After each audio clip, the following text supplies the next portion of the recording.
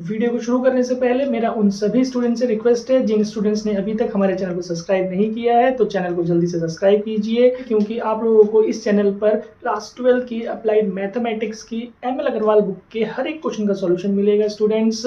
और bell icon को जरूर प्रेस कीजिए जिससे कि हमारे आने वाली वीडियोस आपको मिलती रहे। मेरी कोशिश यही रहेगी स्टूडेंट्स कि मैं आप लोगों को जो सॉल्यूशंस बताऊं बहुत ही इजी तरीके में बताऊं, बहुत सिंपल तरीके में बताऊं, जिससे आपको समझने में आसानी हो और आप लोग बोर्ड एग्जाम में अच्छे मार्क्स स्कोर कर पाएं। तो चलिए स्टूडेंट्स वीडियो को शुरू करते हैं।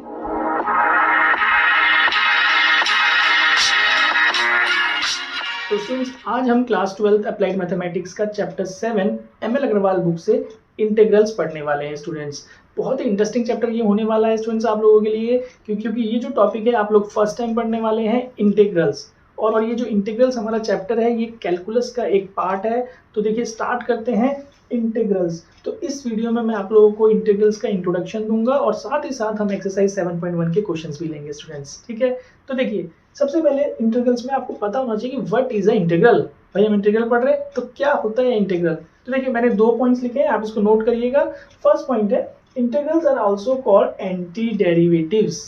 भाई इंटीग्रल्स को एंटी डेरिवेटिव भी कहा जाता है। एंटी डेरिवेटिव का मतलब हो गया कि ऑपोजिट ऑफ डेरिवेटिव। भाई आपने डेरिवेटिव सीख लिया स्टूडेंट्स, है ना। तो ये चीज ध्यान रखेंगे कि डेरिवेटिव बहुत इंपॉर्टेंट होगा इंटीग्रेशन को सीखने के लिए। तो जिन बच्चों का डेरिवेटिव स्ट्रांग है उनको तो बहुत आसानी से ये इंटीग्रेशन समझ में आने वाला है, बट जिन बच्चों का डेरिवेटिव थोड़ा सा वीक है तो मेरा उन बच्चों को सजेशन है कि प्लीज आप लोग डेरिवेटिव की अच्छे से प्रैक्टिस कर लीजिए, इससे कि आपको फिर इंटीग्रेशन में प्रॉब्लम नहीं पड़ेगी, ठीक है। तो इसकी हम बात करेंगे अभी कि भाई इसको एंटी डेरिवेटिव कहा जाता है, तो वो मैं आपको इस वीडियो में आगे एक्सप्लेन करने वाला हूँ, ठीक है। दूसरा पॉइंट देखिए मैंने क्या लिखा है, integration is the process by which integrals are find out. कि भाई हमें इंटीग्रल्स निकालना है तो उस प्रोसेस को हम कहते हैं इंटीग्रेशन। क्या कहते हैं? इंटीग्रेशन। लाइक डिफरेंशिएशन था हमारा, differentiation is the process to find out derivatives, right. Derivative निकालने के प्रोसेस को हम डिफरेंशिएशन बोलते थे, इंटीग्रल्स निकालने के प्रोसेस को हम इंटीग्रेशन बोलते हैं, ठीक है भाई ना। अब देखिए भाई इंटीग्रल्स नई चीज है आप लोगों के लिए, है ना। इससे पहले तो किसी क्लास में नहीं पढ़ा, फर्स्ट टाइम आप अभी 12th में पढ़ने वाले हैं, तो जाहिर सी बात है कि इसका सिंबल आपको नहीं पता होगा। भाई सिंबल सबसे इंपॉर्टेंट होता है मैथ्स में, है ना। कोई भी आप नई चीज सीखते हैं तो सिंबल आपको पता होना चाहिए उसका। तो जैसे आप इस सिंबल को देख के पहचान लेंगे भाई क्या है, सबको पता है प्लस का साइन है, ये क्या है माइनस, है ना। तो सिंबल को देख के आप पहचान सकते हैं। इसी तरीके से इंटीग्रल का क्या सिंबल होगा, देखिए मैं यहाँ सिंबल बता रहा हूँ। इंटीग्रल का सिंबल आपको कुछ इस तरीके से एस के जैसा थोड़ा लंबा इस टाइप से बना देना है, ठीक है। ये इधर ज्यादा लंबा खींचने की जरूरत नहीं है, इतना ही रहेगा। और ये जो साइन है इसे इंटीग्रेशन बोलते हैं स्टूडेंट्स, ठीक है, सिंबल ऑफ इंटीग्रेशन। लेकिन ये कभी खाली नहीं होता है, इसके साथ हमेशा एक इस टाइप से dx लगता है, या इंटीग्रेशन dy लग सकता है, या इंटीग्रेशन dt। मतलब ये अलग अलग टर्म्स लिखे हैं मैंने। अब ये dx dy dt का क्या मतलब है भाई, ये जो टर्म है इसे हम बोलेंगे integration with respect to x। ये जो टर्म है इसको हम बोलेंगे integration with respect to y। जैसे हमारा डेरिवेटिव होता था उसी तरीके से ये इंटीग्रेशन है कि भाई यहाँ पे x वेरिएबल के रिस्पेक्ट में इंटीग्रेशन होगा, यहाँ पे y वेरिएबल के रिस्पेक्ट में इंटीग्रेशन होगा, यहाँ पे t वेरिएबल के रिस्पेक्ट में होगा। मतलब आप समझिए कि अगर dx है तो हमारा जो फंक्शन होगा क्वेश्चन में मेंशन वो x के टर्म्स में होना चाहिए, अगर dy है तो फंक्शन हमारा जो होगा वो y के टर्म्स में होना चाहिए। समझ रहे हैं बात। जैसे कि आप समझिएगा डेरिवेटिव में हम क्या करते थे कि भाई d बाई डी एक्स होता था, तो ये विद रिस्पेक्ट टू x होता है, राइट। लेकिन हम क्या करते हैं कि दूसरा कोई वेरिएबल हमारे पास आता है तो हम इसको फाइंड आउट कर सकते हैं, इसको हम dy बाई डी एक्स लिखते थे।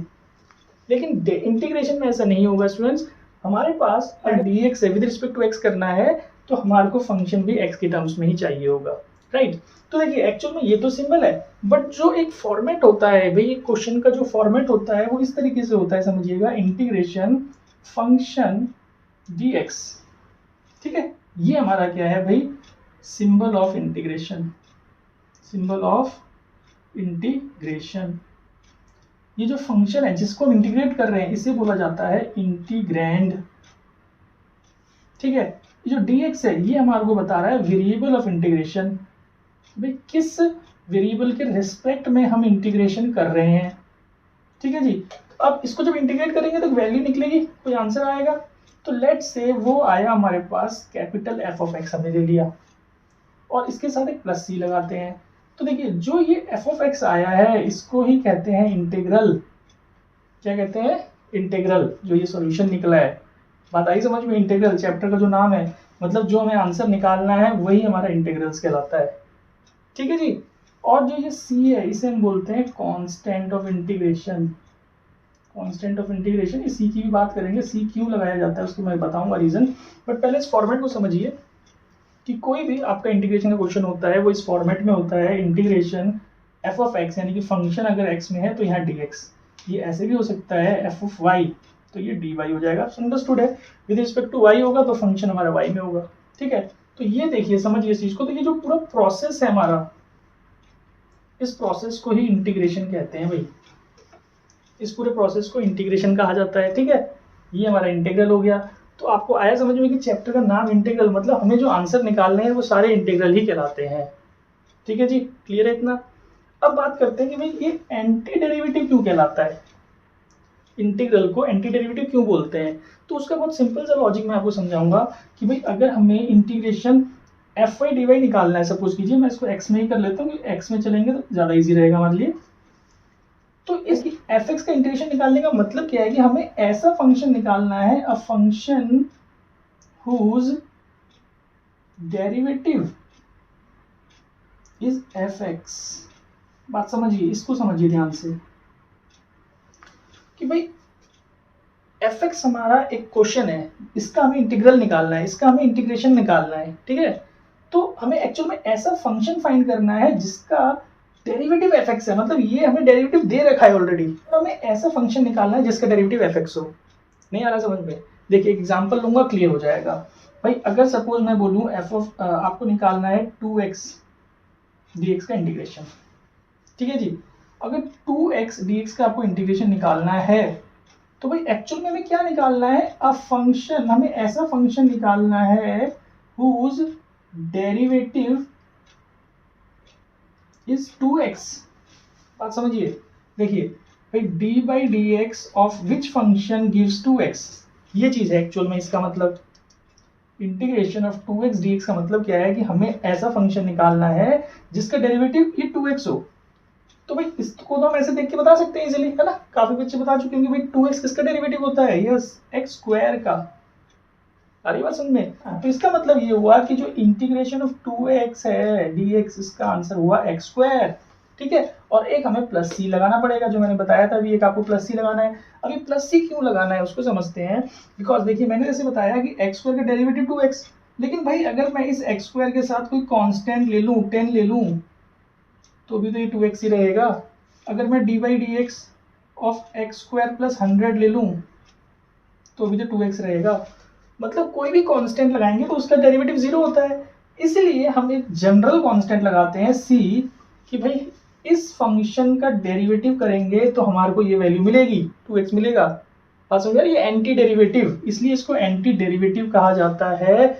इस एंटी डेरिवेटिव को एक और वर्ड दिया गया है, दैट इज प्रिमिटिव। प्रिमिटिव भी बोला जाता है, बट हम मोस्टली इंटीग्रल ही यूज करेंगे वर्ड यहाँ पे। तो आई होप आपको ये बेसिक फंडा समझ में आया होगा कि भाई ये जो है हमारा सी क्यों लगाया जाता है, और ये सी की वजह से ही इसको इनडेफिनेट इंटीग्रल कहा जाता है। स्टूडेंट्स ध्यान रखिएगा, क्योंकि ये डेफिनेट नहीं है, इनडेफिनेट इंटीग्रल, इसको हम इनडेफिनेट इंटीग्रल कहते हैं क्योंकि सी की वैल्यू हमारे पास डेफिनेट नहीं है, दैट इज वाई। ठीक है, तो मतलब आपका जो इंटीग्रल है, आपको इसमें दो इंटीग्रल पढ़ने हैं, एक इनडेफिनेट और एक डेफिनेट इंटीग्रल। तो अभी तो फिलहाल हमें इनडेफिनेट की ही बात करनी है स्टूडेंट, 7.1, 2, 3, 4 तक, फिर डेफिनेट जब आएगा तब हम उसकी बात करेंगे। तो आई होप आप लोगों को ये बेसिक चीज़ समझ में आई होगी। जिन बच्चों को नहीं आई है तो घबराने की बिल्कुल ज़रूरत नहीं है स्टूडेंट्स, इसका कहीं पे भी क्वेश्चन करने में कोई यूज़ नहीं होगा। बस ये बेसिक नॉलेज है जो आपको पता होनी चाहिए कि भाई इंटीग्रेशन होता क्या है, राइट? तो आप इसको नोट कर लीजिए अगर आपको ये यूजफुल लगता है। और फिर हम उसके बाद स्टूडेंट्स मैं आपको फॉर्मूलेज लिखवाता हूँ, फिर हम एक्सरसाइज 7.1 स्टार्ट करेंगे। तो आई होप स्टूडेंट्स आपको समझ में आया होगा इंटीग्रल्स का बेसिक कॉन्सेप्ट। तो चलिए स्टूडेंट्स अब एक्सरसाइज 7.1 में यूज होने वाले फॉर्मूलेज डिस्कस कर लेते हैं। मैंने लिख लिए हैं, देखिए 4 फॉर्मूलेज इस एक्सरसाइज में यूज होंगे। तो देखिए जो फर्स्ट फॉर्मूला है x⁴n dx का जो इंटीग्रेशन है, ये आप ध्यान रखिएगा, x⁴n+1 अपॉन n+1 हो जाता है, ये आपको लगाना है। भाई इसका एग्जाम्पल देख लेते हैं। देखिए हमें बोला है इंटीग्रेशन x³ dx निकालिए। तो भाई x³ यहाँ पे n पावर, तो क्या करना है आपको, x 3 + 1 प्लस c लगा दीजिए, तो x 4/4 प्लस c लगा दीजिए, हो गया सॉल्यूशन। ठीक है ना। अब ये 3 + 1 बार बार लिखने की जरूरत नहीं है आपको, मतलब x की पावर 4 dx दिया हुआ है, तो वही हमें पता है 4 + 1 करेंगे, x 5/5 कर दीजिए भी। ठीक है। और आप इसको समझिए कि अगर मैं इसको डेरिवेट कर दूंगा, अगर मैं डिफरेंशिएट कर दूंगा x 5/5 को, तो देखिए मुझे क्या मिलेगा, 5x 4/5 यानी कि x4, यानी कि क्वेश्चन मिल गया। बात समझे कि ये एंटी डेरिवेटिव है, ये एंटी डेरिवेटिव निकल गया, एक दूसरे का रिवर्स प्रोसेस है, राइट। ये खैर इसकी जरूरत नहीं है आपको। नाउ दूसरा फॉर्मूला देखते हैं, a⁻x। भाई a कोई नंबर है हमारा, a कोई हमारा कांस्टेंट है, तो a⁻x का जब आपको इंटीग्रेशन निकालना है तो ax इटसेल्फ और log a। ये जो लॉग है स्टूडेंट ध्यान देना, ये कॉमन लॉगरिथम नहीं है, ये नेचुरल लॉगरिथम है, मतलब इसका जो बेस है यहाँ e है। नेचुरल बेस में हमें e को लिखने की जरूरत नहीं है स्टूडेंट्स, ध्यान रखिएगा। आपने जो 11th क्लास में पढ़ा था, हमने कॉमन लॉगरिथम के बारे में पढ़ा था कि अगर हम यहाँ बेस नहीं लिखते तो वो 10 होता था। बट अभी इंटीग्रेशन में ध्यान रखिएगा, कहीं पे अगर बुक में लॉग लिखा है और वहाँ बेस मेंशन नहीं है तो वो नेचुरल लॉग माना जाएगा, यानी कि ई उसका बेस होगा। ठीक है, ये ध्यान रखिएगा। तो इसका एग्जांपल देख लीजिए, 4x dx गिवन है, तो भाई इसका 4x अपॉन में log 4 प्लस c, यहाँ e नहीं लिखेंगे तो भी चलेगा, वो e है यहाँ पे। ठीक है जी, सिंपल सा फॉर्मूला है ये। नाउ e⁻x dx का e एक्सिस सेल्फ रहेगा, ध्यान दीजिए, क्योंकि अगर मैं इसमें ये फॉर्मूला लगाऊंगा तो log e हो जाएगा VBS e, तो ये 1 हो जाता है, देख लीजिए ध्यान से, तो इसलिए इसको लिखने का जरूरत नहीं होता ex प्लस c, तो इसकी तो एग्जाम्पल की जरूरत भी नहीं है शायद, है ना। नाउ नेक्स्ट 1/x dx, ये काफी इंपॉर्टेंट फॉर्मूला है भाई, इसको ध्यान से देखिएगा। जब 1/x होगा तो log x कर देना है आपको, ये 1/x का मतलब ये सिर्फ लीनियर की कंडीशन होना चाहिए। अब इसमें बच्चे मिस्टेक क्या करते हैं भाई, 1/x² dx दिख रहा है, तो भाई इसको आप बच्चे क्या कर देते हैं, log x² कर देते हैं। और बच्चों की गलती क्या है इसमें, है ना, सही तो है भाई, इस फॉर्मूले के हिसाब से तो सही लग रहा है, बट नहीं, ध्यान रखिएगा, मैंने बोला लीनियर कंडीशन में होगा। अगर आपको इंटीग्रेशन ऑफ 1/x² निकालना है तो इसको करने का तरीका होगा कि x को हम ऊपर भेज देंगे, पहले स्क्वायर है तो ऊपर भेज के -2 कर देंगे, राइट। अभी -2 हो गया तो इसमें यही वाला फॉर्मूला लगेगा, यानी कि x की पावर -2 + 1 -2 + 1 + c, जो वैल्यू आया x की पावर -1/-1 + c, तो इसको हम -1/x + c लिख सकते हैं। आप समझिए। अब समझिए कि इसको, इसमें क्यों log x बन गया, क्योंकि अगर आप इसमें xn का फॉर्मूला लगाते हैं तो ये x की पावर 0/0 बन जाएगा, बात समझिए। तो भाई ये तो नॉट डिफाइंड हो गया ना, that is Y log x बना जाता है 1/x का फॉर्मूला। और वैसे भी आपने डेरिवेटिव पढ़ा था, d/dx ऑफ log x आपका क्या था भाई, 1/x, तो ये तो रिवर्स प्रोसेस है ना, इंटीग्रेशन ऑफ 1/x निकालेंगे तो ऑब्वियसली log x, क्योंकि हमें ऐसा फंक्शन निकालना है जिसका डेरिवेटिव 1/x हो। अभी समझाया था d/dx किस फंक्शन का 1/x होता है जी, भाई log x का होता है, तभी तो यहाँ log x आया। क्लियर है जी, समझ में आ रहा है। अगर नहीं आ रहा तो बस आप फॉर्मूलेस को समझिए भाई, फॉर्मूलेस को नोट डाउन कीजिए, ये जो बेसिक कॉन्सेप्ट है इसमें घुसने की जरूरत ही नहीं है, आप फॉर्मूलेस को नोट कीजिए, फॉर्मूलेस के बेस पे सारे क्वेश्चन सॉल्व हो जाएंगे। और भाई जिन बच्चों को समझ आ रहा है बेसिक कॉन्सेप्ट, बहुत अच्छी बात है, ठीक है ना। जिन बच्चों का मैथ्स थोड़ा वीक है, मैं सजेस्ट करूंगा कि इन वीडियोस को बहुत ध्यान से देखिए। मैं कोशिश यही करता हूँ कि बहुत इजीली समझाऊं, बहुत इजी वे में समझाऊं, ताकि किसी भी स्टूडेंट को प्रॉब्लम ना आए। स्टूडेंट्स इसको आप नोट कर लीजिए, then we will start the exercise 7.1। तो चलिए स्टूडेंट्स एक्सरसाइज 7.1 के सॉल्यूशंस करते हैं। और मुझे लगता है कि बहुत से स्टूडेंट्स तो भाई इंट्रोडक्शन पार्ट देखते ही नहीं है और सीधा सॉल्यूशन पे जंप कर जाते हैं, है ना, होता है, आपने भी जंप किया है। अगर आपने जंप किया है तो प्लीज़ आप फॉर्मूलेस को देखिए, जिससे कि आपको ये समझ में आ जाएगा कि कैसे हमने इनके सॉल्यूशंस करने हैं। और अगर आप फॉर्मूलेस को समझेंगे तो शायद ये एक्सरसाइज अपने आप से भी आप अपने आप कर पाएंगे, ठीक है। तो चलिए मैं एक्सप्लेन करता हूँ इसके सॉल्यूशंस। देखिए first part, integration of x5 dx, तो अभी फॉर्मूला लिखा था मैंने, तो भाई क्या इसका सॉल्यूशन होगा, देखिए आप ध्यान रखिएगा, जब भी हम इंटीग्रेशन का सॉल्यूशन करेंगे तो पहले आपको क्वेश्चन को i मेंशन कर लेना है कि भाई ये हमारा i है। अब इंटीग्रेशन का फॉर्मूला इसमें लगा देंगे तो x 6/6, भाई जिसने अभी फॉर्मूलेस देखे थे उसको तो समझ में आ गया होगा, सॉल्यूशन हो गया भाई, ठीक है। नाउ सेकंड पार्ट देखिए, सेकंड पार्ट के लिए क्या करना है, i = क्वेश्चन ले लीजिए भाई, इसको पहले तो क्वेश्चन को हाईलाइट कर लीजिए। उसके बाद इसमें देखिए क्या हो रहा है कि भाई ये x की पावर -3, ठीक है, अभी बताया था, क्योंकि ये लीनियर नहीं है तो इसलिए ऊपर ले जाना है। इसमें log x³ मत करिएगा भाई, लगा दीजिए फॉर्मूला, x -2/-2 हो गया, -2 नीचे आ जाएगा, ये ऊपर इस तरीके से लिखा जाएगा भाई, नीचे जो डिनोमिनेटर का माइनस है वो तो ऊपर चला जाएगा, समझिए। आई होप क्लियर होगा सबको भाई, ठीक है। नाउ थर्ड पार्ट देखते हैं। थर्ड पार्ट में देखिए क्वेश्चन y का है तो इसलिए dy होगा, यहाँ पे मैंने dx लिख दिया था, बुक में देखिएगा dy होगा क्वेश्चन में। नाउ I ले लीजिए इसको, इंटीग्रेशन 1/√y dy। तो भाई जो ये रूट है हमें पता है ये पावर हाफ होता है, तो अगर मैं इसको हाफ पावर कर लूँ, ठीक है, हाफ पावर इसको हम ऐसे लिखेंगे हाफ पावर। अब नेक्स्ट स्टेप में करिएगा, अब इसको ऊपर ले जाना है तो y की पावर -12 dy। तो भाई सेम फॉर्मूला लगेगा x raise to power n का, तो क्या हो जाएगा -12 + 1 -12 + 1 + c। तो यानी कि इसको सिंप्लीफाई करके 1/2 आएगा, 1/2 हमारा रूट होता है जी, तो ये रूट समझिए। नीचे भी 1/2 आ रहा है तो वो रेसिप्रोकल होगी 2 ऊपर। आई होप स्टूडेंट्स क्लियर होगा, ठीक है जी, समझ में आ गया। बहुत इजी क्वेश्चन थे ये, अभी आपका स्टार्टिंग है इसलिए आपको बहुत बेसिक क्वेश्चन दिए गए हैं, धीरे धीरे इसमें मजा आता जाएगा जब क्वेश्चन की कॉम्प्लेक्सिटी बढ़ती जाएगी, ठीक। तो चलिए सेकंड क्वेश्चन देखते हैं। सेकंड क्वेश्चन में सेकंड फॉर्मूला लगेगा, मैंने जो सेकंड फॉर्मूला लिखवाया था a⁻x। तो भाई सेकंड का सॉल्यूशन देखिए, आपको पता है हाईलाइट कर लेना है क्वेश्चन को। a⁻x का फॉर्मूला लगा देंगे तो ax इटसेल्फ और log 5, ठीक है भाई, फॉर्मूला नोट किया है तो आपको इजीली समझ में आ गया होगा। सेकंड पार्ट देखते हैं। सेकंड पार्ट देखिए थोड़ा इंटरेस्टिंग है, i = इंटीग्रेशन, यहाँ पे देखिए 7 की पावर भी x है, e की पावर भी x है, तो आप इसको 7e को एक साथ डाल के x पावर कर लीजिए भाई, ठीक है। अब ये बन गया a⁻x, यानी कि क्या होगा ax itself upon log a + c, ठीक है जी। तो ये हमारा सॉल्यूशन हो गया। नाउ थर्ड पार्ट देखिए, थर्ड पार्ट में 4⁻x एंड 9⁻x अपॉन में है, तो दोनों को एक ही फ्रैक्शन में डाल दीजिए भाई, 4/9 ऐसे करके। अब ये a⁻x बन गया तो सेम फॉर्मूला लगा दीजिए भाई, a⁻x इटसेल्फ अपॉन में log a + c, ये 9 है भाई, ध्यान रखिएगा, ठीक है जी। तो ये हमारा सेकंड के भी तीनों पार्ट सॉल्व हो चुके हैं, ठीक। नाउ थर्ड क्वेश्चन देखिए, थर्ड क्वेश्चन के जो 3 पार्ट हैं इनको करने के लिए एक फॉर्मूला आपको आना चाहिए, वो मैं फॉर्मूला यहाँ लिखता हूँ पहले।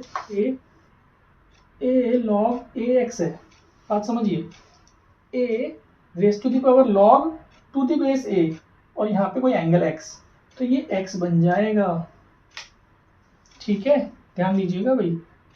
इससे क्या होता है कि e की पावर अगर log x हो तो ये x बन जाता है, सिंपल सा। कैसे भाई, मैंने बताया था यहाँ कोई बेस नहीं होगा तो e होगा, तो अप्लाई कर लीजिए सेम फार्मूला, है ना, तो ये x, ठीक है भाई। उसके बाद एक फार्मूला और बता रहा हूँ जो हमारा इस थर्ड क्वेश्चन में लगेगा, तो वो आप लिख लीजिए पहले, x log a to the power y = y log base a x।